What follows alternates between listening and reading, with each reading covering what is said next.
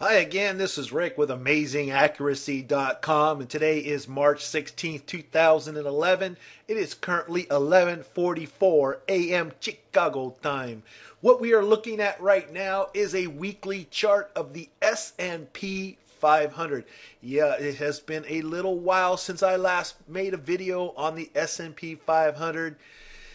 I can't do one every week, folks, because I do have a membership.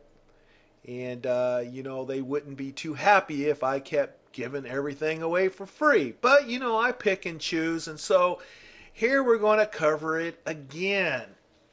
Now, take a look at this weekly chart here of the S&P 500. I have spaced the bars out, make it nice and clear here. The recent weekly top, these all being weekly price bars, the weekly top here occurred during week 218, that's February 18th. That would be the date of its Friday, of course. The last day of the week represents the date of the week. And it's a double top, actually, with week ending 225. And then it's in this overbought zone, the green zone here. And then it has gone down since. And it is now also trading lower today by about 20 handles, 16 handles, something around there. But has not made a new lower low.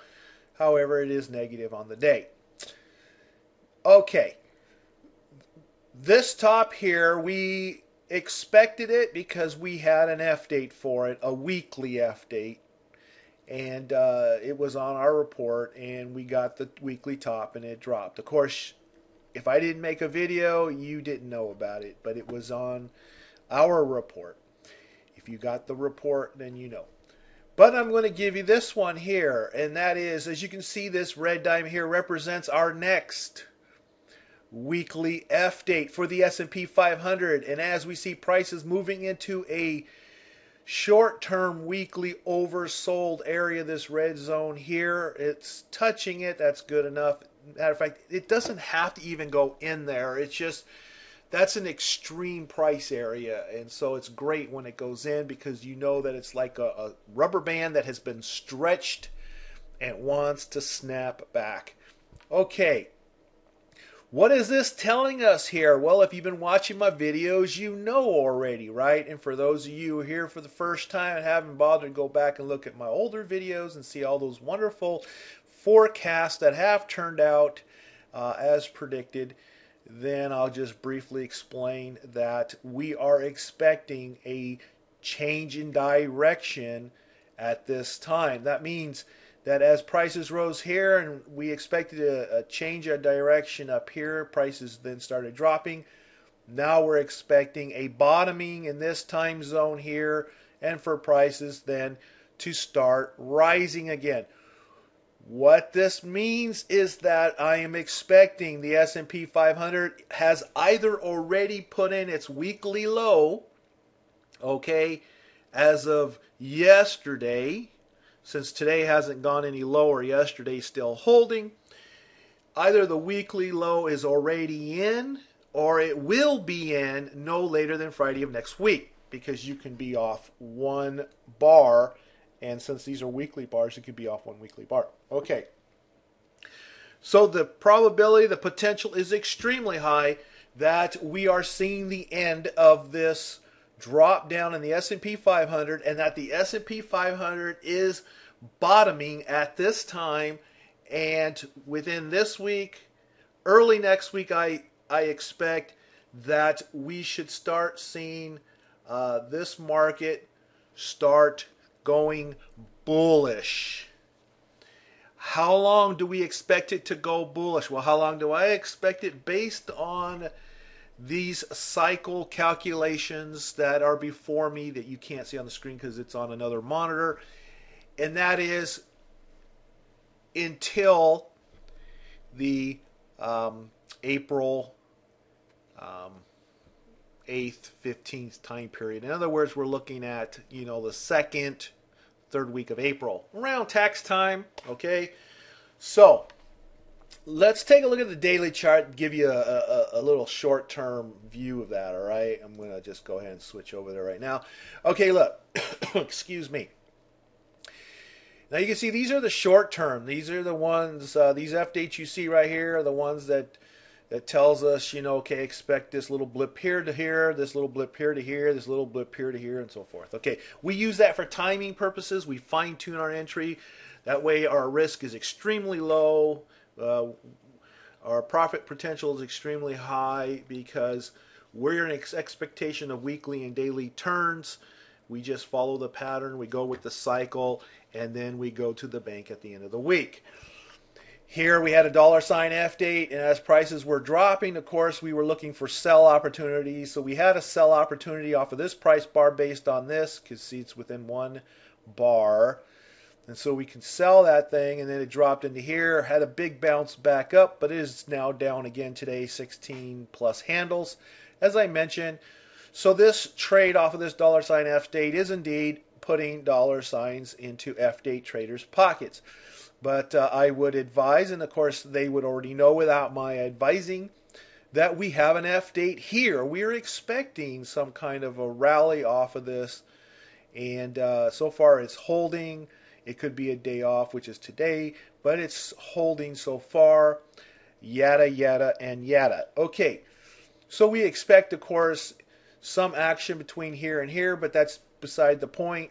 We don't trade against the trend. If the trend has been moving down, making lower swing bottoms, we don't care that we have this indication here. Oh yeah, we care in the sense that we can tighten up our stops and lock in our profits, because the market may want to rally up from here, okay, because this is what this tells us. Or we could see one of these situations where you have an inside bar and then it just continues on down to the next thing, because you see an inside bar is in itself a really brief rally, because here you got lower low. Then if you have an inside bar, that means sellers were not able to push the low lower. That's kind of a bullish indication, right? All right, maybe a little too technical for some, maybe basic for others. All right, so I won't get into that.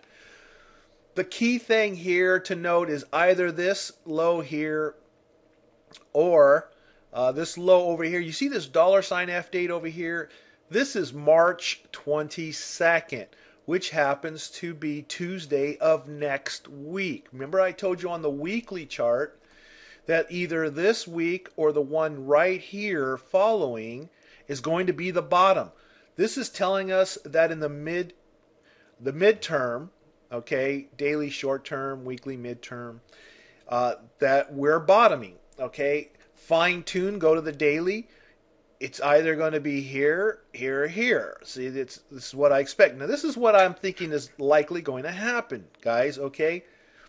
I think we're going to have, a little bit of a bullish push between here, which is, yesterday, 315, and likely we possibly will have a topping here, looks like this Friday. So, we may get like kind of a little bullish push to the end of this week, maybe, who knows.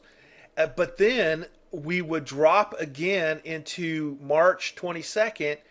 And what would be really nice if that March 22nd was then to produce a swing bottom that is higher than this one, because that would give us our first early low risk buy signal. Jump in the SP 500 because it's going to be heading bullish until tax time in April for those of you in the US. Okay, that's the cycle pattern scenario. Bottom, top, bottom, and hopefully a little higher bottom so we can use that as a buy setup. If it's a lower bottom, it becomes the weekly bottom that I showed you on the weekly chart, one bar late, okay? And then for you high risk rollers, you could still buy if you want, although it would be a lower bottom, and that's a bearish trend pattern. And that for those of you who've been trained under me, understand that that's trading against the current trend, and you'd really want a higher swing bottom indication to know that that short-term trend is indeed changing. But as forecast wise, that's what I would expect to happen, folks. Okay, we're going to have our weekly bottom likely now, or here March 22nd time period. All right. So if you have been bearish the S&P 500 as we have been since up here in February 22nd time period here, if you've been bearish like we've been bearish, we're not as bearish anymore. So write that down, okay? We're expecting this market now to recover and to become bullish into week of April 8th, April 15th, that time period. So it's time to start looking on the bullish side in the S&P 500. That's the bottom line. I hope you were able to follow along with my rambling. And again, if you want to hear more of my ramblings, please subscribe to my YouTube channel that supports this free flow of information. And I will then be seeing you in the next video. Thanks for watching.